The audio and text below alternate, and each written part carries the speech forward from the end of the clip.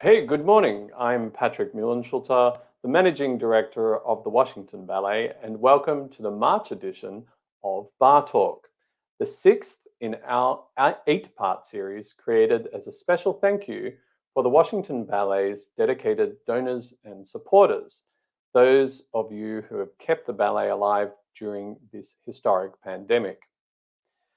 As I look out my window, I see the green shoots of spring beginning to emerge, and I'm reminded that we're starting to see the green shoots of recovery for the performing arts sector and so many other sectors in the United States and around the world. Of course, we're not quite there yet. There's still a while to go before we can be together in the theaters and our classrooms. Um, but we can see the end of the light at the end of the tunnel. Along with our board, individual supporters, and institutional partners, I'd like to make a special welcome this morning to our new group of supporters, the Washington School of Ballet's Family Giving Circle. All of you, it's your support that's helping us get to this special point in time in the future that we can all be together again. So on behalf of the artists, teachers, and staff, it's an honor to thank you for all the support that you have shown the Washington Ballet. We simply wouldn't be here today without it. During our discussion, if you would like to make a comment or ask a question, you can do so by going to the comments field of the YouTube video app, if you're looking at on a computer or a laptop or on your phone. So please don't hesitate to do that. Let's at this point go over to Dr. Natalie Rouland, the Washington Ballet's Scholar in Residence. Dr. Rouland is the Senior Advisor for the Billington Cultural Initiative at the prestigious Kennan Institute here in Washington, D.C. A scholar of Russian literature, culture, and the performing arts, Natalie is currently completing her first book, Ballet Empire, the Russian Era. Good morning, Natalie. Good morning, Patrick. Natalie, what are we looking at today in the sixth Bar Talk? Today we'll be talking with two of our recent and upcoming choreographers, Dana Genshaft and Jessica Lang, about their works during the pandemic and moving forward as female choreographers for Women's History Month. Two choreographers who have done work with us before. Mm-hmm. Exactly. Wonderful. Look forward to it. Thanks, Natalie. Over to you. Thank you, Patrick. Thank you, Patrick, for your kind introduction. Thank you to Julie, the staff of the Washington Ballet, and the generous support of the Balletomane Society for bringing this series to life.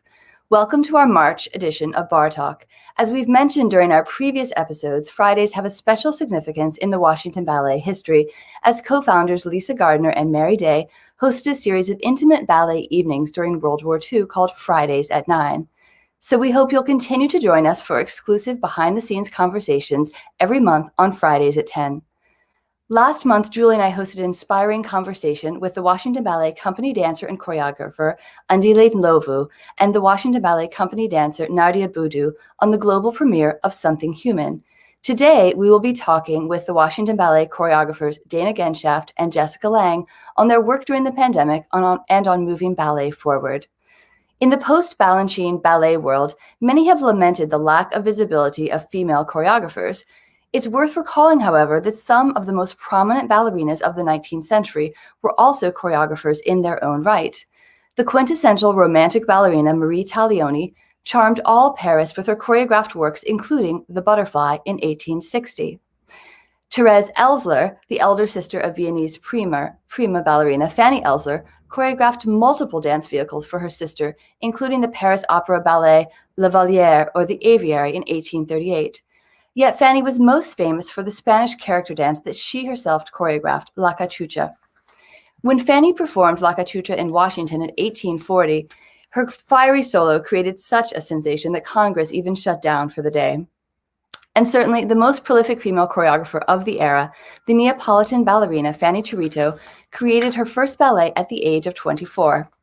Chirito collaborated on new works with iconic ballet masters such as Jules Perrault and her husband Arthur Sanlian, in addition to producing her own full-length ballets in European capitals including Vienna, London, and Paris. Julie, if we could go to you now, many would compare you and your dance style to Marie Taglioni's ethereal grace. Hi, good morning, Julie. How are you? Good morning. Good morning, everyone. Lovely that you have your orchids with you as well. So, well, what a compliment. Ethereal grace. That's very much appreciated, but I I am humbled by the comparison. Well, Marie's greatest roles were actually created for her by her father, the choreographer Filippo Taglioni, and she also actually participated in this choreographic process as well. You've spoken before about the experience of having ballets created for you. Could you talk a bit about that and how collaborative your process was? Well, thank you. I think being the muse was one of the most initially frightening experiences, because feeling that lack of experience, like entering a country where you don't know the language, and so you're completely guided by instinct.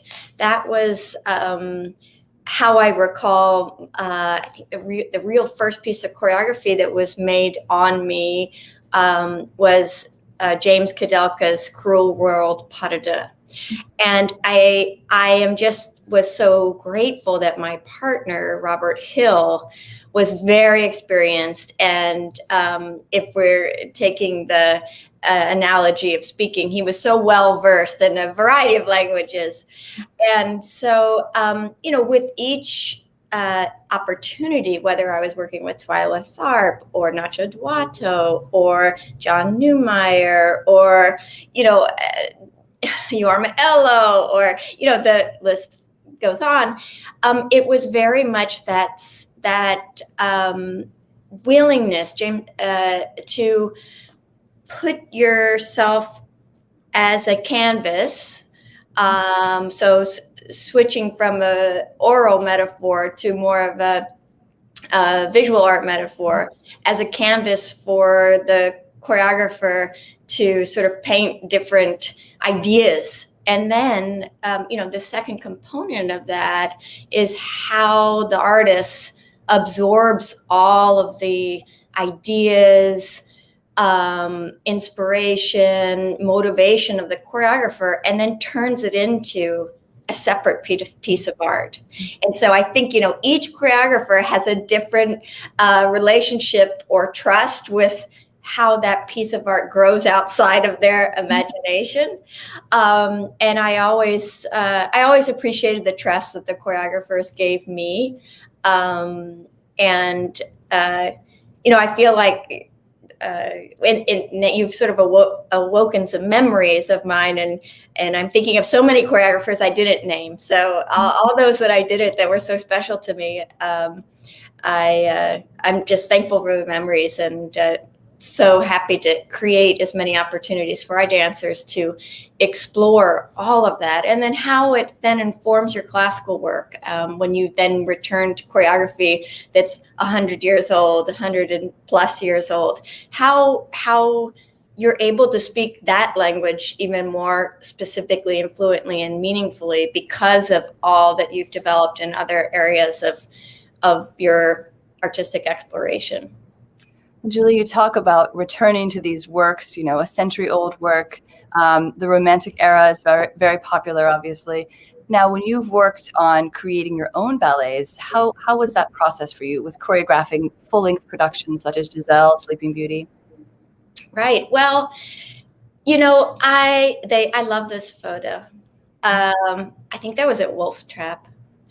But anyway, I have said so often, I don't see myself as a choreographer because first of all, I have so much respect for choreographers and for that spark, that idea, and all the factors, the music, the lighting, the design, the concept that goes into creating something. And there's no shortage of not so great choreographers that I don't want to add to to that. Although I support all exploration, which is perhaps why I was hesitant to dive into that because it wasn't really a pool that was available to me. But I would definitely say that my work in staging and full-length ballets, whether it was Giselle or Sleeping Beauty or this one like that we're working on, is really more like arranging music, right? The notes have already been written, the story has already been conceived, the ideas are there, and then it's just shaping all of the detail to my and Victor's sensibility, and then all the work that you and I have done on historical support, like how did these stories get from how they originated to where they are now, which are very changed, very different. Let's go back, let's walk back to what the original intention was and see how we can support what's happening in a 21st century production, still being honoring that original sort of intention, but also bringing it some modern tempo, or actually, the tempo slowed down. So it's basically restoring some of the tempos and just, bringing it to life. And it's a really exciting process. And of course, there is some new choreography that needs to be made. But again, it's not, I don't see it as the same kind of work at all as what our two brilliant guests are going to speak about, which is really a whole other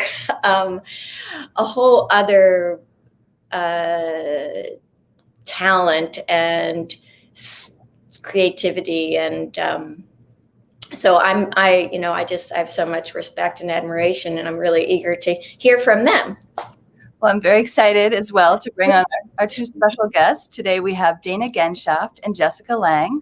Dana was born in Moscow and trained with the Kirov Academy, the School of American Ballet, and Paris Opera Ballet before dancing as a soloist with San Francisco Ballet.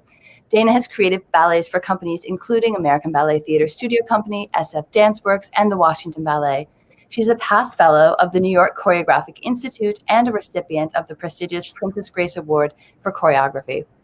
A Pennsylvania native, Jessica Lang trained at Juilliard prior to dancing with Twyla Tharp's company. Jessica has created more than 100 original works on companies worldwide, including American Ballet Theater, Alvin Ailey American Dance Theater, the Washington Ballet, just to name a few, and her eponymous company, Jessica Lang Dance. She's a recipient of multiple awards, in addition to serving as a fellow of New York City Center and NYU Center for Ballet and the Arts, as well as the Caroline Hurst Choreographer in Residence at Princeton University. So welcome, Dana and Jessica. Thank you for joining us. Thank you so much. Thank you. How are you this morning? Very well, thank you. So where are you both broadcasting from? I'm in San Francisco. And I'm in New York City. Well, it's wonderful to see you here. Toast. Dana, many may remember your work from 2019, your very futuristic ballet from 3 world premieres, Shadowlands. Let's refresh our memories with a brief video from Shadowlands.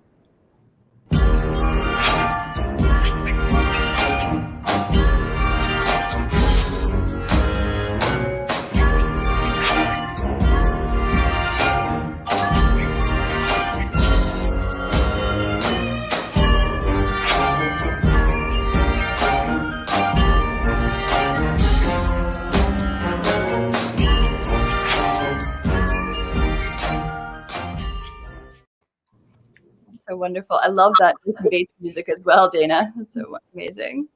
So Dana, how has your choreographic vision evolved since this first collaboration with Washington Ballet? Good question. I would say I'm just sort of working on refining. I wouldn't say it's changed a whole lot, but I perhaps just keep going down the path of marrying classical ballet to whatever other impulses I might have. Lately, it's been some more floor work, getting to the floor and up off the floor and things like that. And maybe that's COVID related, spending more time sitting down. But so I guess the level changes perhaps, and which can be a little bit uncomfortable for classically trained dancers to do that. But that's been sort of an exploration lately. But yeah, just keep going with what I've been doing with Shadowlands, and I guess keep exploring a little bit more narrative, drawn to sort of storytelling, which is a little bit of a curse. It's not an easy thing to accomplish well, but yeah, I would say that. And your next piece that you will be working on for the Washington Ballet, you've already begun in the studio for Next Steps this spring. It also draws on classical mythology. It has the working title Orpheus. Is that correct? Yes. Yes, correct. Yeah. So let's take a quick sneak peek at Orpheus in the studio.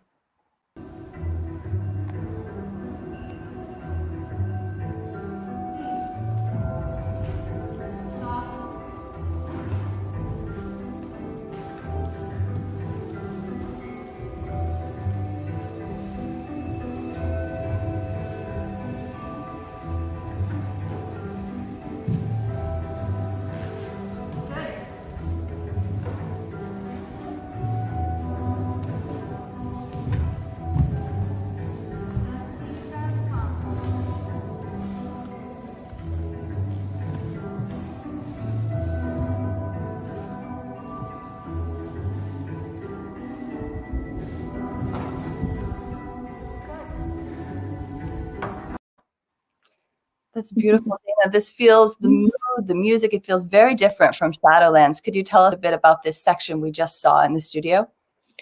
This is close to the opening, and it is, I'm thinking about having sort of an oceanic element to this Orpheus. So the group is sort of this waves or ocean or whatnot, and so these two characters are sort of animating themselves from the group in this moment, and they're sort of these angelic guides, I would say, and they sort of represent Orpheus and his journey, and at that, the ballet kind of starts with him being defeated and just sort of heavy, and so the music sort of goes, and it has this sort of rocking feeling, and then it ascends. I mean, basically, it's a metaphor from going from somewhere dark to somewhere light, because he eventually has to forgive himself for turning around and looking at Eurydice and condemning her to hell, and so. Rather than telling the story of, beginning to end of that rendition, it's basically just his own memories and confronting himself at a dark place. So yeah, so there are these sort of like angelic figures that sort of take him and carry him a little bit. And you've previously worked with contemporary composers such as Mason Bates from Shadowlands. What is the music for this piece? The music is, I'm working with a really talented composer named Kamran Adib from the San Francisco Conservatory of Music. Mm-hmm. And originally I asked him to string two pop songs together that really I felt connected to and were the starting points for this piece. But then he was able to bridge those together and compose original work. So it's really similar to Shadowlands in that it's one complete thought. There's no breaks in the ballet, in the music. So it's a 16-minute one movement with chapters. So it's a little bit similar in Shadowlands in its construct. But yeah, he's incredible composer, and also this is a really new experience for him to work with or make music for ballet. So it's been an interesting journey. How was your experience working with the dancers in the studio? I know it must have been very challenging, you know, with the restrictions during the pandemic. How did that influence your choreographic process? I mean, it was amazing to be in the studio. I think there's just so much awareness of how vulnerable everybody is and how lucky we are just to be there, you know. So there's a whole lot of positivity and gratitude for the experience and creativity. Everyone sort of just brings their best to every moment. So I think that's been super inspiring. And I felt like the dancers are just really open to going on whatever ideas or journey, you know, that you want to go on, which is one of the reasons I'm just so in love with the Washington Ballet and the Washington Ballet dancers and Julie's vision. Just the feeling in the studio is always something that I feel gives me a lot of courage. Yeah, you know, this is going to be my third piece for a professional company. So every time it's like, am I really doing this? You know, is this happening? And how? So I think, you know, working in the studio has just been so amazing, even though it definitely has its challenges. Most of the dancers can't touch each other and they have to be 6 feet apart, you know, unless they are already living together. Mm-hmm. So there's just a lot of, you know, limitations, and you can only have a certain amount of people in the room. But, you know, with boundaries, there's also creativity. So, yeah, it's been awesome. Well, I'm excited to come back. Talk a bit about the sort of heaviness in the piece and the sort of sense of moving forward. Does this feel like a very pandemic piece in that sense, just as, you know, George Balanchine choreographed his own Orpheus from 1948, just after the trauma of World War II. So do you feel that there's a bit of that sense of moving forward in your Orpheus as well? I did not know that Balanchine choreographed his Orpheus after World War II. But yes, that does make sense to me. I think for sure it's a COVID piece. Can you tell us a bit more about your influences, Dana? Choreographers that have inspired or influenced your work? Well, I think there's just a huge respect for the classical ballet technique and the stories that existed and were created, you know, by Petipa. And my initiation into dance is definitely through that lens. And then working with San Francisco Ballet and working in America, you know, you are exposed to Balanchine and you're exposed to post Balanchine, and those are all influences for me. But I guess the thing that makes my work unique definitely is the fact that it does come from a strong connection to the technique, the classical ballet technique. So I just keep trying to tell myself that's what you know, and that is very special and definitely something worth exploring, even though I do get pulled towards, you know, more contemporary ways of moving. You know, we live now, and so we are exposed to also a lot of different ways to move, and all of that is so beautiful, inspiring to me. So it's a large palette there, and I'm just trying to figure out where where I stand there. But my influences are, for sure, Petipa, Balanchine, and probably going into Forsyth and McGregor, and the choreographers I've had, you know, the opportunity, the privilege to work with. I think I'm influenced by everybody, by Jessica. Jessica as well. Well, yeah. Yes, we're so excited to see your piece. It will be premiering this spring with Marquee TV. So we're very excited to see the final work. And now you mentioned Jessica and your influences with Jessica. So Jessica, let's go to you and talk a bit about your work. You've, of course, choreographed for multiple pieces for the Washington Ballet, most recently your very ethereal ballet, Reverence, from the fall of 2019. Let's flash back to Reverence from last season. We have a video to share. Oh, wait, not Shadowland, exactly.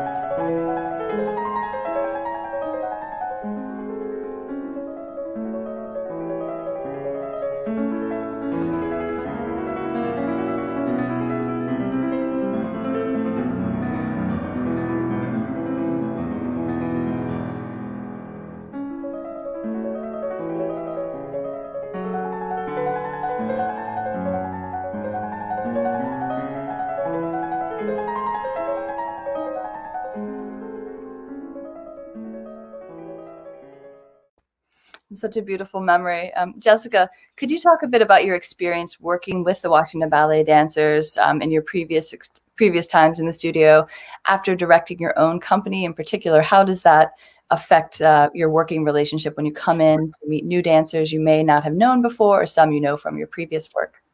Right. Well, it's so lovely to be joining all of you today.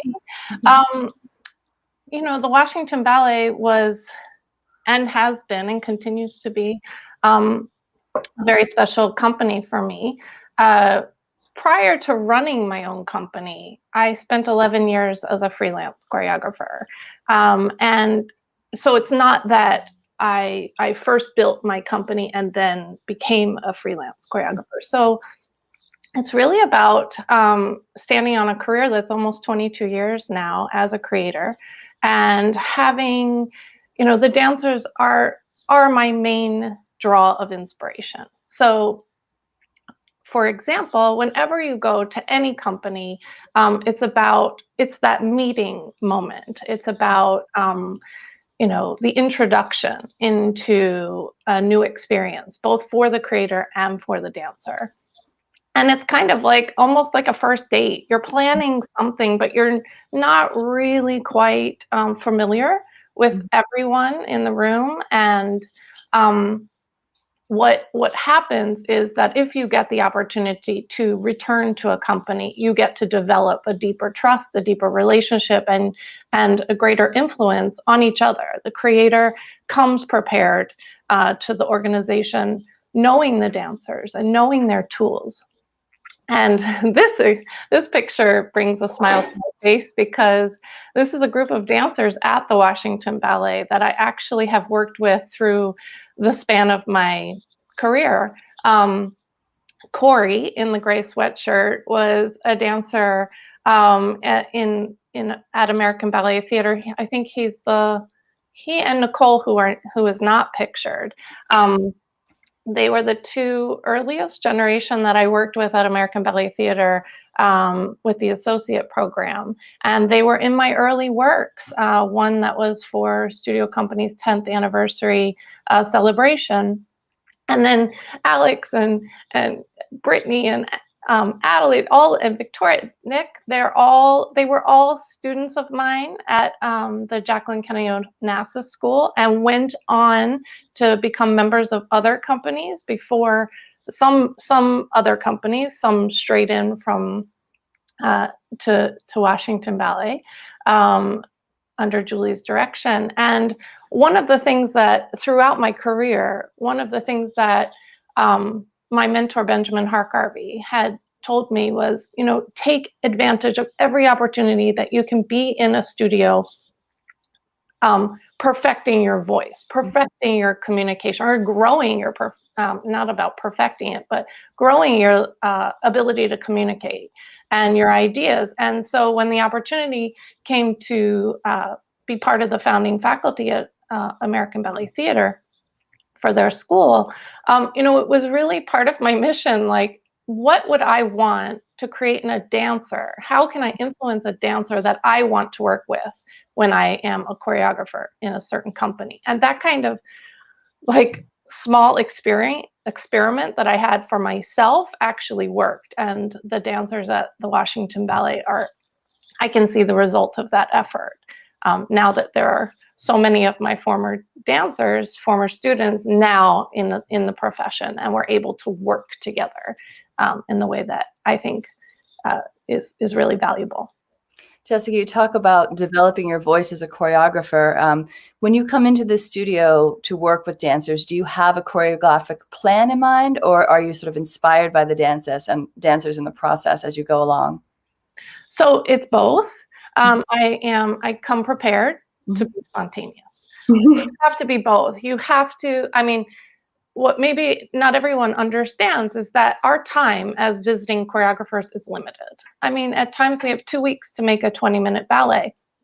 And that is not anything that, it's time, money, it's a schedule, it's the production schedule for the entire year.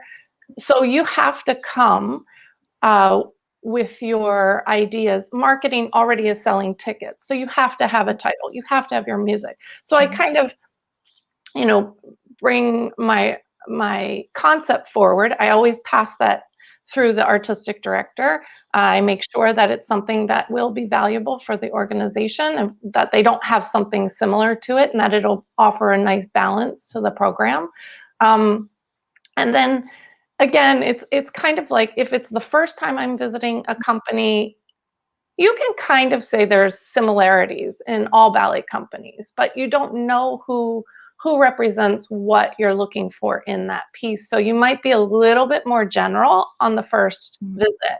After that, you can start to be really maybe formed with your ideas for specific dancers. Julie mentioned that, she as a dancer wanted to be a canvas. I always look at my dancers as paint. It's like, what color, what am I walking into? And if I come too prepared, like I want to make this specific painting, and I walk in and there is no blue in the room, my whole concept just gets thrown. So you have to be adaptable, spontaneous, and prepared, so that when you lose your way, you have something to hold on to and grab onto, and that's experience. I love this metaphor of dancers as different colors and bringing them together as sort of a visual work of art. Jessica, how have your collaborations with other visual artists influenced your work? That has been, I think, my greatest experience as a creator. As a dancer, I would say Twyla Tharp, because I worked with her, had the greatest impact on me in terms of being so able to work with her for a specific amount of time in the studio and on stage, and developing within her movement. But I stopped dancing at 24. I really also following in her footsteps, and she's not the only one who started creating super young, but I thought, if I wanted to be a creative, if that was my life's journey, I need to start now. I need to start exploring this possibility and potential now, because it takes, as long as it takes to develop as a dancer, it takes that long to develop and find your voice as a choreographer. So for me, I think maybe perhaps stepping away from my body being the performer, and maybe how I grew up, or how just how I am, I'm influenced by visual art and the world around me, much more so than perhaps dance itself and choreographers. So visual art has been a major part of my creative process.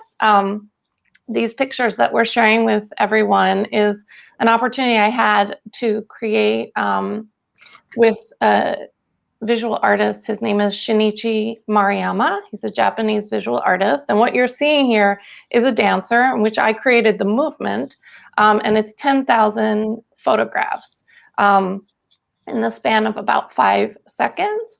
So the dancer is, as you can see, it creates a piece of art that isn't dance, but it's dance obviously related. So I'm very proud of that collaboration. And I've had other experiences with, like at American Ballet Theater, Sarah Crowner. What I like working with visual artists is the fact that you can actually activate their materials. So if they're a sculptor, it's about, like, how can we manipulate the space, or an architect, how can we collaborate. And this is a picture from a film that I made with the architect Stephen Hall for my company, Just Lang Dance.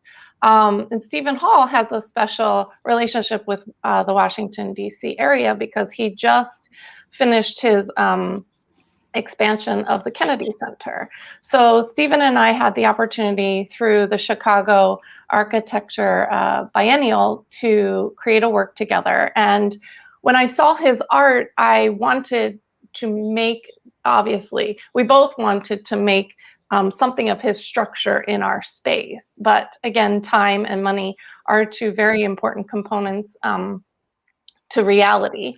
And so instead of creating these giant structures that only maybe, opera companies with, long load-in times could potentially create, we used film to film his objects his sculptural objects, and then place my dancers within those areas of creative for creative exploration.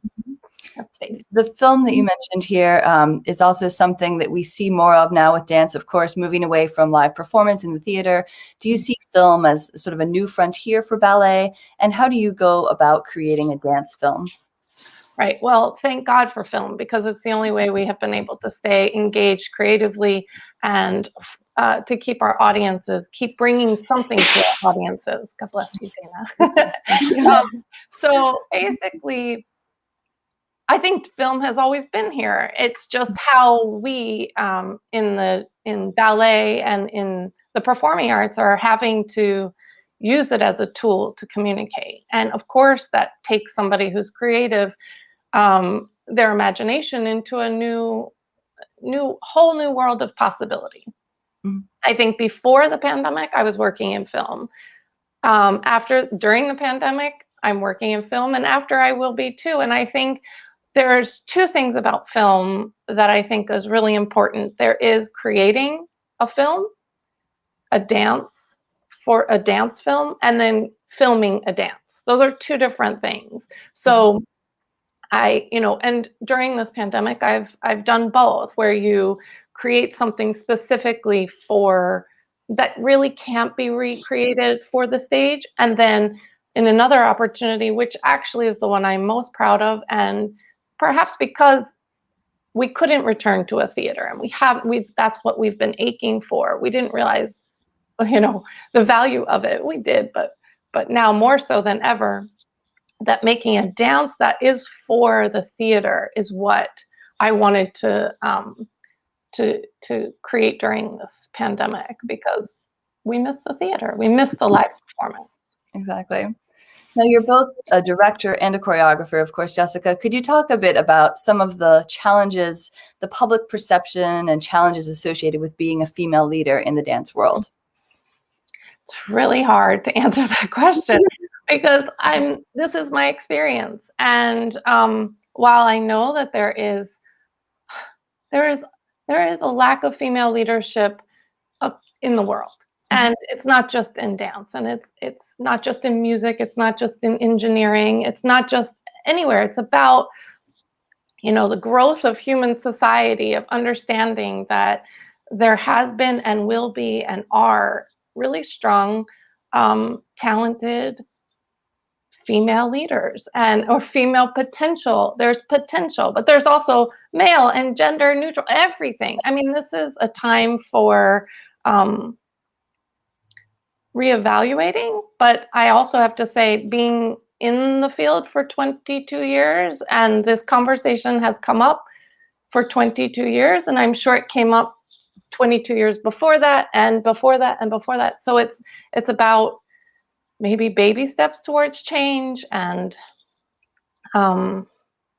it's just, I never like to feel like I'm given an opportunity because I'm female. That is one of my greatest hurdles, I think, and struggles, is that I would like my work, and because my work is separate from me, it's a reflection of me, but it is not me. It belongs to the dancers. They take it, they move it in a different way, and I think it's just really important. I'm happy to represent, but I also really like the opportunity to be included, because my work is good enough to be included. Exactly. Now, Julie, how do you feel about this experience as well as artistic director? Do you have some challenges that you faced in your experience here with the Washington Ballet? Oh, well, first of all, I've been enjoying this conversation so much. Thank you both for being so generous and enlightening with your responses. I've got sort of three things to say about this. First of all, a little story. I come from a family on my mother's side very dominated by women leaders. The women kept the families going for generations. My mother's from New Zealand, and so there's a very strong history of women leadership there. My father, I'll never forget, I was a little girl, and we were watching on television movie about a female soldier in the Army. And I said, Dad, I could never do that. And he said, honey, you can do anything you want to do, period. Like, stop. Like, there was no, anything you want to do, you can do it. And, you know, at the time I was 9 or 10 years old. I did not take it to how I think about it now as a woman in my 50s. But at that, what I go back to is like, for me and my family experience, like there were no doors that weren't open to me. And so that's number one. Number two, I think to Jessica's point about her work and being separate from her work, when the curtain rises, I don't know, oh, this is a work by a woman or a man, or I don't identify when the curtain rises what I see with necessarily the person who made it. Now, some people may. For me, I just am absorbing whatever it is, and I'm not directly relating it back to. So I think that that's, you know, echoing again what she said, nobody wants a job or recognition just based on their identity, but based on the work. The work really should you want your work to speak for itself. And then as far as, you know, I think I would just say that there, as a female leader, and especially in our field, and especially as a ballerina, and you know, we opened the program with this wonderful compliment of ethereal grace. Like there's expectation that, especially, I mean, I feel that people have of me as a woman ballerina and the kind of dancer that I was in leading. And so that sometimes is a challenge for me when I have to make either very hard decisions or, you know, this, meeting the expectation of everything that I have been associated with as a professional dancer, and then as a woman and a mother and a wife and all these things. So again, it's my experience. I have never had a different experience, and I'm also very new in this leadership role. And so a lot of that is just, you learn by experience. You know, you learn, you have to, in order to really grow in any field.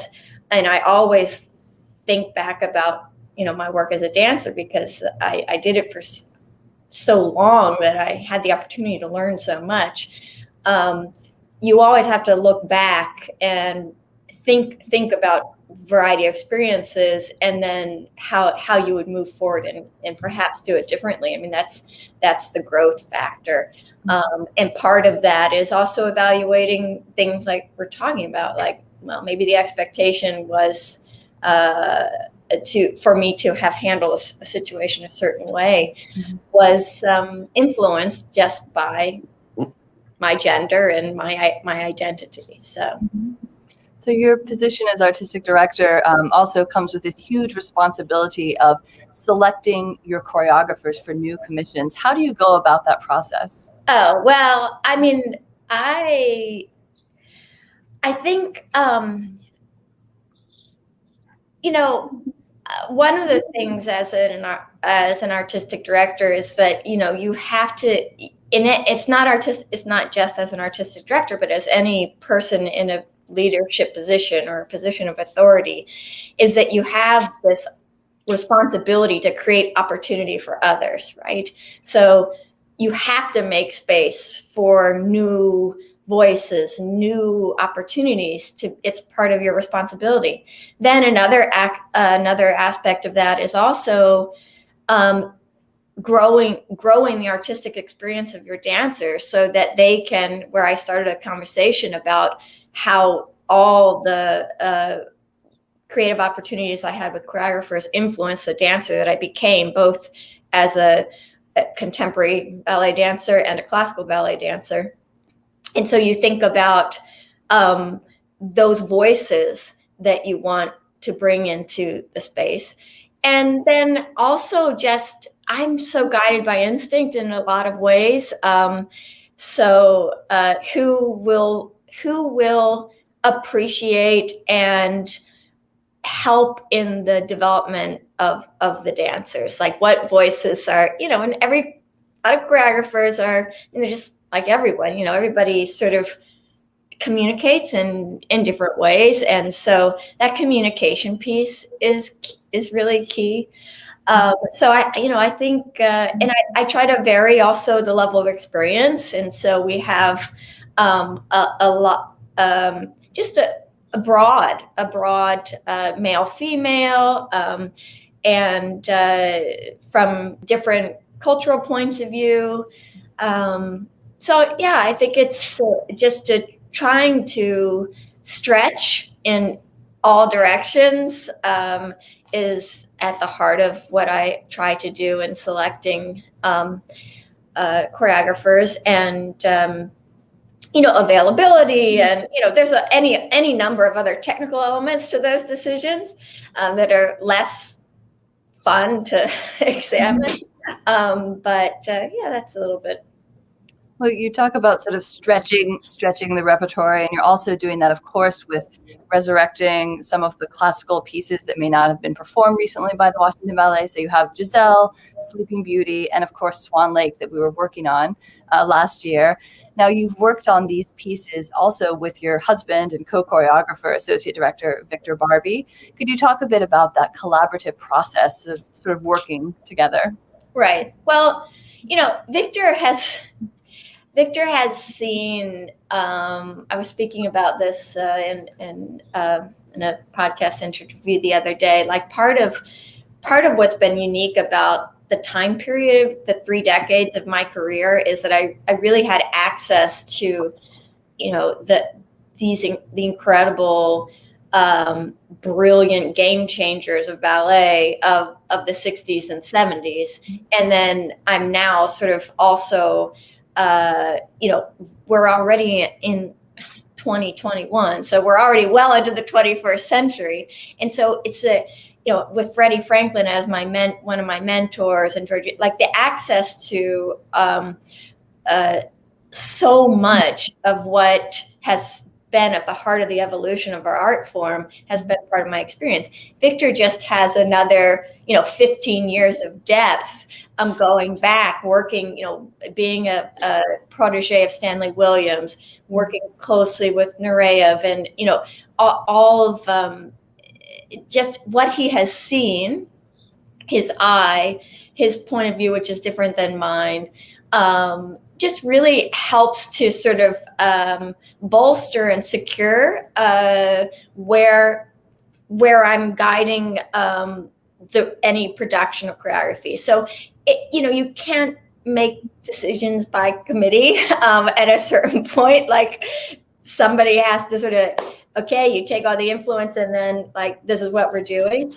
But Victor's always like, right there just to kind of he's always asked the right questions. And I think that is probably the best aspect of the coaching that he guided me throughout all my career. Whereas, I had incredible coaches with Georgina and Kevin and Natasha and everyone that really shaped a lot of the form, the line, the technique. But Victor's coaching was always at the heart of it. He just asked me the right questions. Why are you doing that? Like, what does she feel here? And those questions, when you think, you have to answer them and they inform everything. And so I think that, that's just, it's always been a part of our working relationship. And it's being realized in a different way now, but it's still relatively the same. It's so exciting to see that collaboration happen. And so I'm very excited for one day getting to see Swan Lake going back and going back into the studio. And I'm so excited. I think it's going to be even more like we were all, when I think about a year ago on March 13th and Friday and the strains of the 4th act Swan Lake, the final scene, and we were all doing it. And I can, the feeling in the studio was just, I'll never ever forget it. But when we get back there and we dive back into all the details, I think this production is just going to be amplified with this commitment to triumphing over obstacles. And I'm so excited for whenever that is. You know, everyone's trying to be patient, but it's going to be very, very exciting, and I'm really looking forward to that time. Yes, I'm so excited as well. So I think we have a chance now to take some questions from our subscribers. So if you've dropped your questions, let's see. Thank you very much, Tony. For all, to what extent has being a dancer influenced your creations and decisions on whether it is a male or female that is bringing your idea to life?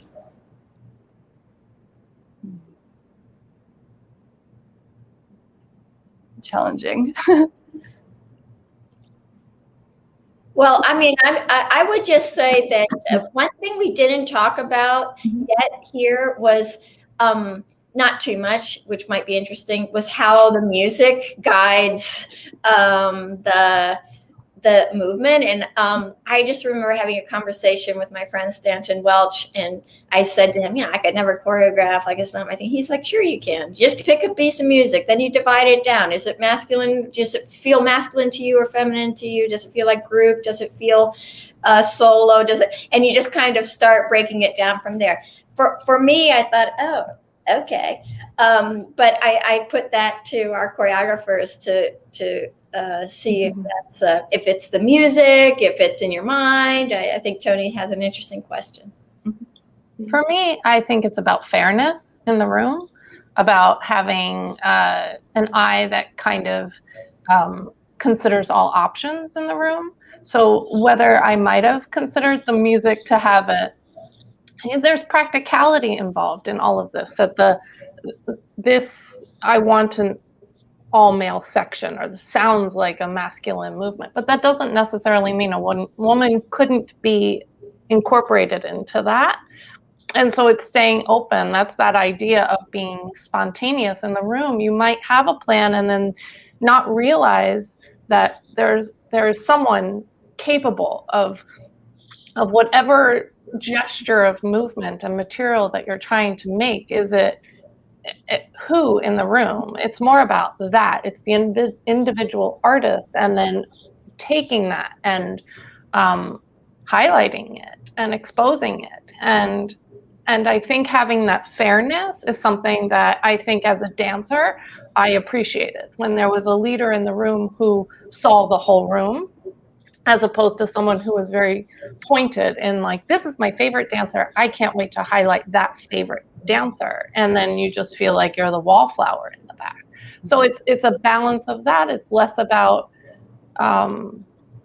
it's really about trying to be as fair as possible, and that every creation you start over. You have that, like, a clean palette to see again.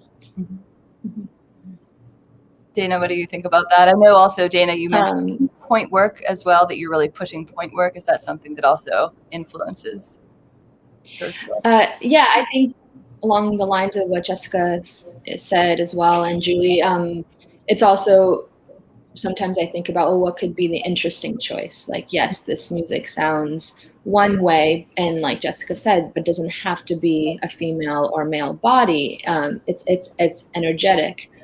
And especially now, there's so much, we question a lot and consider a lot of things about gender and race and all of these things. So, I mean, your first thought is usually the one, like, okay, that comes to my mind. How can I challenge that? How can I challenge my own perceptions? And sometimes you want to go against the music too, as present something unexpected. So that's a great question. It took me a little while to think about that, but I think that's a really interesting thought. Well, we have time for one more question. Let's see if we have one more from Mary. Yes, Jessica, do you like working with dancers earlier in their career or when they're more experienced? And what do each experience bring to you? Well, I like both. I think I think this is really important. There is an amount of experience that you need to fulfill a production timeline, that you know that this dancer is going to take your work and deliver something to an audience. Like, no matter how much time you have, you can rely on experience. Younger dancers, you have more influence. They have a greater amount of time with you. If, again, you can build a returning relationship with younger dancers, you influence them, they influence you, and you kind of grow together.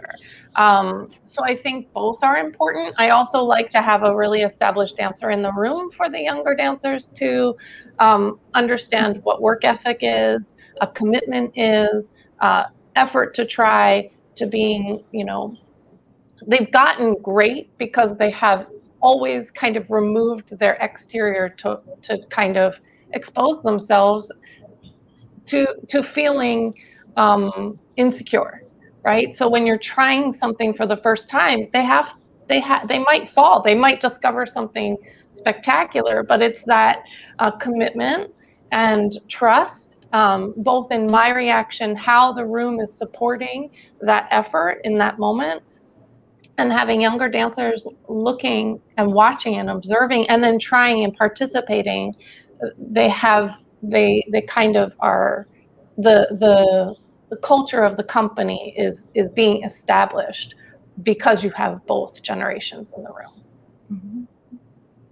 Well, I'm very excited to see, first we'll see Dana's piece on Marquee TV premiering this spring. And then we also are looking forward to following Jessica's work, hopefully future works with Washington Ballet, as well as following your work beyond. Thank you both to Dana and Jessica for joining us for this fascinating discussion on the state of contemporary ballet. And thank you to Julie, as always. Thank you to our Balletomane Society, our subscribers, and our donors for your continued commitment to the Washington Ballet. Thank you for joining us, and we look forward to seeing you on April 9th for our next episode of Barre Talk. Thank you. Goodbye. Thanks, everyone. Thank you.